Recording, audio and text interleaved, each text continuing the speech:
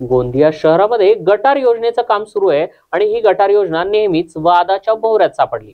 गत 4 वर्षांपासून या योजनेचं काम सुरू आहे. यामुळे शहरवासियांसह येथे विविध कामांसाठी आलेल्या नागरिकांना देखील या गटार योजनेच्या कामाचा त्रास नाहक सहन करावा लागतोय. या गटार योजनेचं अर्धवट काम कधीही नागरिकांच्या जीवावर देखील बेतू शकतं. याकडे संबंधित विभाग आणि कंत्राटदारांना लक्ष देण्याची गरज आहे. मागील काही वर्षांपासून शहरात भूमिगत गटार योजनेचं काम सुरू आहे. या कामामुळे नागरिकांना नाहक मोठा मनस्ताप सहन करावा लागतोय.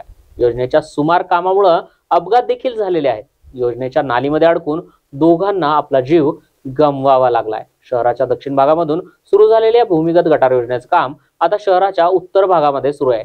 ज्या वेगानं पाईप टाकण्यासाठी रस्ते खोदले जातात त्याच वेगानं पाईप टाकल्यानंतर कॉन्क्रीट टाकणं अपेक्षित आहे. शहरातील रेलटोली परिसरातील रामदेवरा मंदिराच्या मागील दोन्ही रस्ते हे आठवडाभरापूर्वी खोदून पाईप टाकण्यात आले. अंडरग्राउंड सीवर वर्क त्यानंतर कॉन्क्रीट टाकून रस्ता पूर्ववत करणं गरजेचं होतं. मात्र कंत्राटदार आणि मजुरांचं दर्शन आता दुर्लभ झालंय. रस्त्यावर माती आहे, पाऊस हजेरी लावतोय, त्यामुळे या रस्त्यावरून ये जा करणं आता कठीणच झालंय.